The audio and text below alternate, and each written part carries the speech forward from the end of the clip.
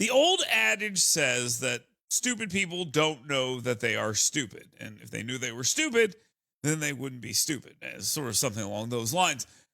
This is a perfect example of this because we have all over the news, all over social media, people defending political terrorism.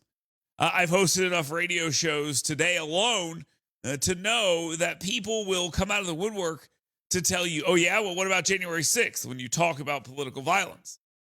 Well, I think January 6th was bad. And so did most of the people making that argument. So why is this not bad? Why are they trying to make excuses for people who are attacking Tesla dealerships? Why are they doing this and pretending this is some sort of righteous free speech? You may not believe they're actually doing this, but they 100% are. But then you also overnight have this post claiming that protests at Tesla dealerships are illegal. He said today he would label violence against dealerships domestic terrorism. Now, you know I am judicious in how I play this sound, but I think you need to hear it from him. Okay, so she's being judicious because she wants to make sure that she doesn't play something that Trump says that might hurt somebody's feelings or something like that. And he may say something untrue. But she just said that the violence and chaos there, well, maybe that's not domestic terrorism. You need to just say, well, maybe that's just a protest. He didn't say the protests were illegal. He said the violence illegal. You'll see that. Mr. President talks about some of the violence that's been going on around the country at dealerships. Some say they should be labeled domestic terrorists. I will do that. I'll do it. I'm going to stop them. We catch anybody doing it because they're harming a great American company. Let me tell you, you do it to Tesla and you do it to any company, we're going to catch you and you're going to go through hell. Now, keep in mind, that's what he said.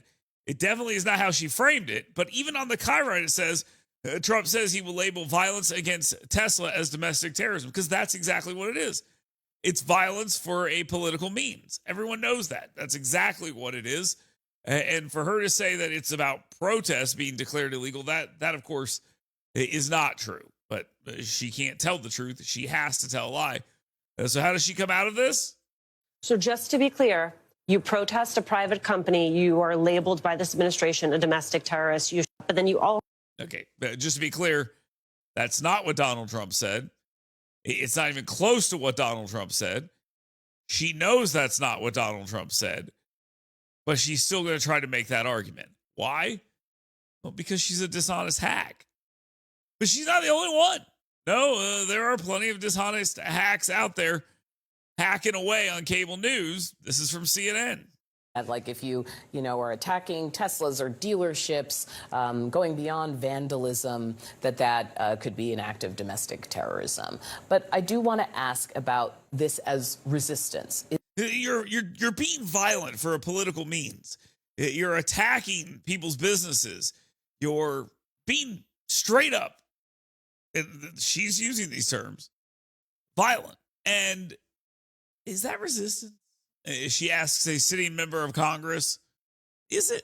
Is this what resistance should look like? So Trump thinks that if you try to kill cops to overthrow the government and change an election, that's not domestic terrorism, but somehow having a protest in front of a Tesla dealership is.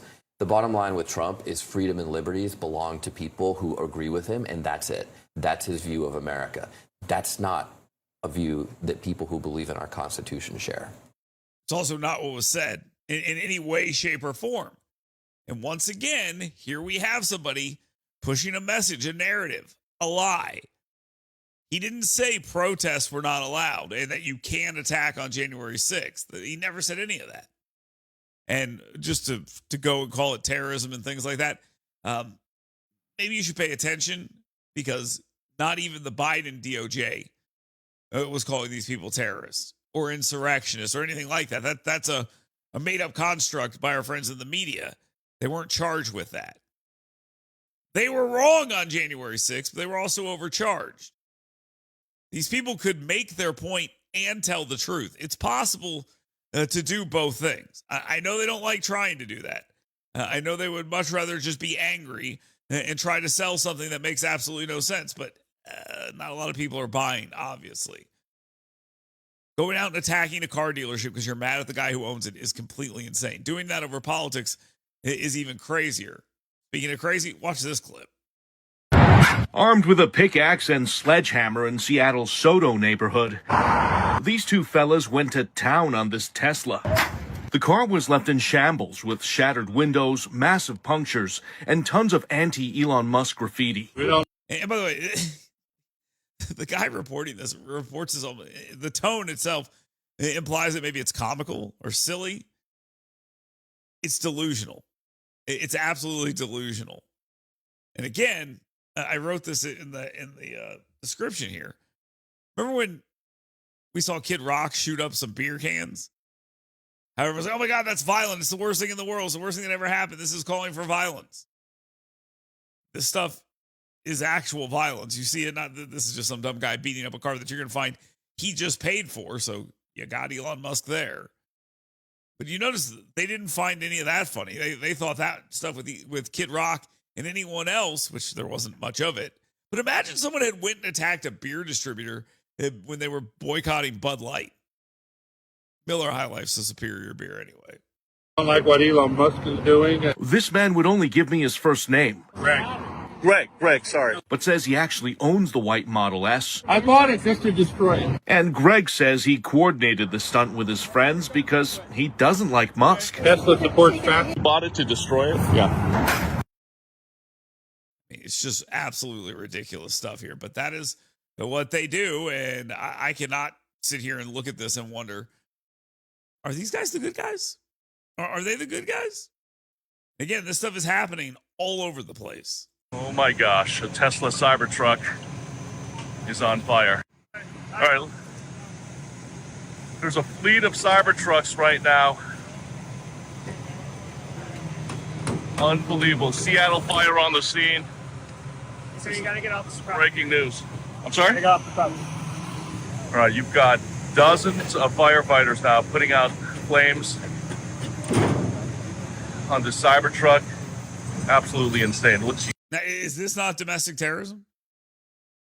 Firebombing cars because you don't like the guy who owns the company's politics? I mean, is that it?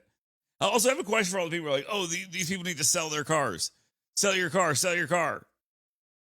But the car's still out there if you sell it. Someone else owns it, and then you got to yell at them to sell their car. It just doesn't make any sense. None of this makes any sense. You still see flames right underneath the Cybertruck.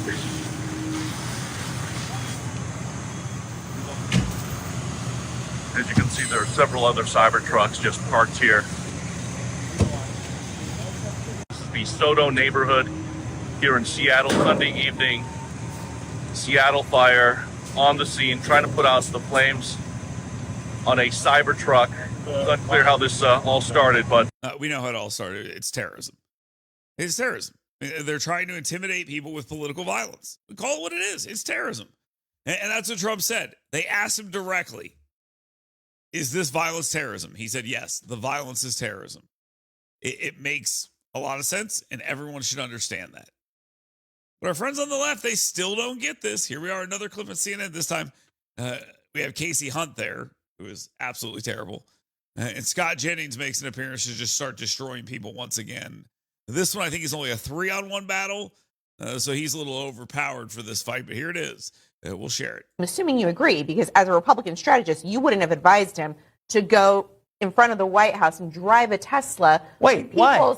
Because of course I would have. You know why? Because if I were advising a Republican president, I would say, let's support American companies that have thousands of American workers and thousands more workers who make indirect products for it. Yeah, I think it would be a good idea if American companies did well under my administration. Okay, so you're going to go ahead and support a billionaire, but not support the American worker, and not necessarily. Who do you think makes Teslas, Sochi? American workers. It's good if but it's Tesla very does much well, as American Jana mentioned. You think Elon builds them all in his basement? They got factories all over the place, including in China. But they also seem to forget that Joe Biden drove electric vehicles on the White House lawn as well, and that was seen as perfectly fine. It's not a quid pro quo. That's a stupid thing to say, but this is clearly a stupid person. The best part is how clever she thinks she's being.